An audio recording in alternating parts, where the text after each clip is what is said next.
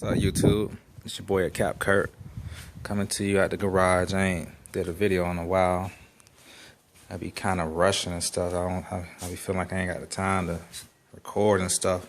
But it's my 87 Chevrolet R10, you know, recording on my cell phone. But pretty much what I'm doing today is, I got a motor and stuff in here. I got it rebuilt. I got the Mad Dog transmission in here. I'm happy with everything. I got me some 22-inch billets, 22 by 8.5 in the front, 22 by 10s in the rear, with a real nice offset going on, with the 6-speed lug nuts, with the 6-speed spikes on the tips, and I also got some 6-speed spikes on the front going across here. Got the trailer wheel well, cut in half, acting as my wheel well, splash guard, whatever you call it. But pretty much what I'm doing today is, with these old vehicles, you got the power steering gearbox here. Trying to get you a good light, so you can see. You got a power steering gearbox, and I was looking on YouTube and I see a lot of videos and a lot of guys say that you got to take it off to make that adjustment right there.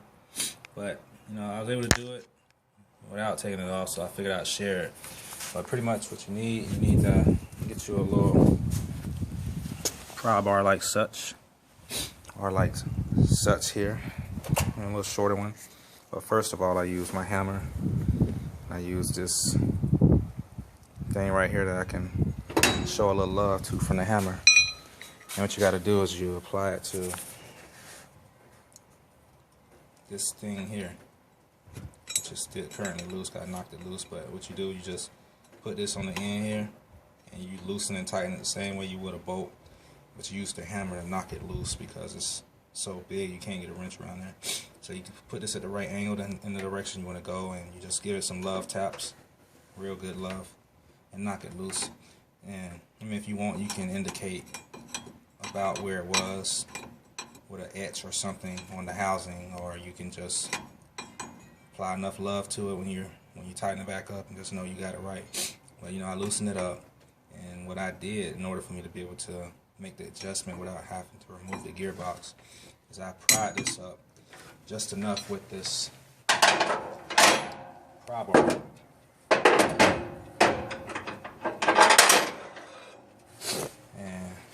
And you get this between here, pry it up, and you work around prying. You can't just pry one spot.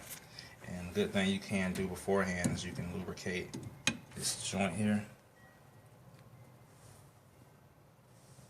right here. Put some lube in there so that when you do free this, hopefully it collapses like it should. But mine didn't. It just pushed up in here a little bit, which didn't hurt anything. It pushed up in there, so I just brought it up about 1 inch, so it pushed up just enough. So I'm happy with that. And it allowed me enough room to get this hex key in there, so I could use that as my fulcrum, I guess you can say. And then I use this fat screwdriver as my means to tighten it up.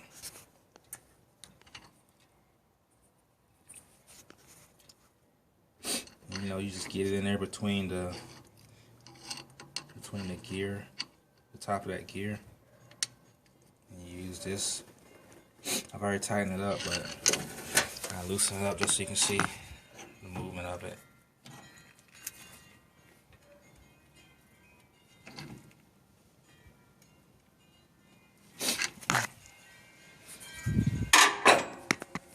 I already tightened it up. I don't feel like loosening it up, but hopefully you get the picture. Just make sure you use enough hex that fills up a majority of that hole, so that when you're applying pressure, it doesn't have a tendency to want to bend and stuff. And pretty much that's it. I was really using this part to turn it. As you can see, you can go and get more torque with this when you're turning it. But it turned pretty easy, so I guess it was a little loose. But from all I understand is that by adjusting that screw in, it it preloads the bearing, pretty much just like the front spindle on the front spindle with the spindle nut. If it's not tight, you're gonna have a wobbly front wheel. So you pretty much want to preload the bearing by turning that nut on the spindle to take out some play in your wheel, and you're doing the same thing here. It has the same effect, and you know, it feels better. I guess you're gonna have some type of movement. I don't know, but based on how I feel, if I don't like the way it feels, I'm just gonna go ahead and replace it. I just want to try this since I see other guys saying it works for them. I understand you can also make an adjustment here by backing off the nut and taking in or out that hex screw. Taking it out, they say, helps it return quicker to you if it's feeling like it's got a little stiffness to it, or taking it in tightens it up, from what I understand, a little bit. But this is what I understand to be the correct adjustment as far as getting rid of some play in the steering wheel. So just figured I'd come to you guys and fill you in on what's going on, and let you get a peek at the truck, how it's been looking. Got a real nice stance to it. You know, if you look at my previous videos, you'll see where I did beginner stuff like cut springs and things. And you know, everybody got to take steps like that, because everybody just can't jump into buying lowering springs and drop spindles and stuff. And at the time when I was cutting springs, I wasn't able to as well. So you do what you got to do, you learn from it, and you keep on moving. That's what comes with being a car guy, you know. You just do shit until you're able to do shit the right way. But yeah, you can see right here, I got the bully net back here. Got this off eBay. In case you're wondering how it works, it comes like this. Comes with these 3 little bracket things here. And it comes with some real cheap screws. Don't use their screws. You might want to buy you some real screws, because the other screws that they send you, they're just going to break off. They're like sheet metal screws. They're going to break off when you're trying to screw them in and cause you a lot of pain and heartache. So just get you some real nice screws and screw them in there if that's what you plan on doing. But that's all to it. Just want to come live to you and let you know what's going on. By the way, those are Bun Speed Tsunami 22-inch rims, in case you're wondering. Alright, thanks for checking out the video. Real quick, I'll let you guys see what it sounds like, in case you might be wondering. I demonstrate that with the remote start. Gotta close the hood up real quick because of the safety switch on the hood. Not supposed to crank up if it's got the hood popped up. So, real quick demonstration for you.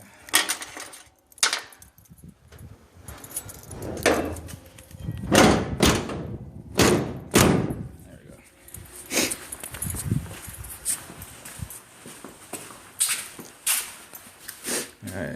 Alright, that's what the truck sounds like cranking up.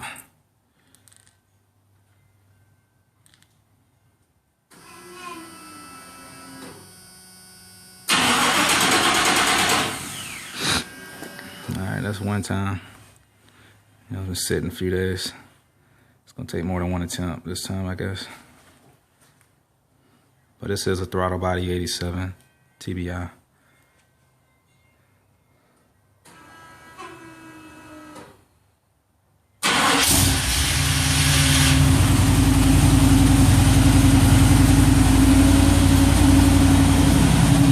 Real nice throaty sound to it. As you can see, I got the exhaust like this.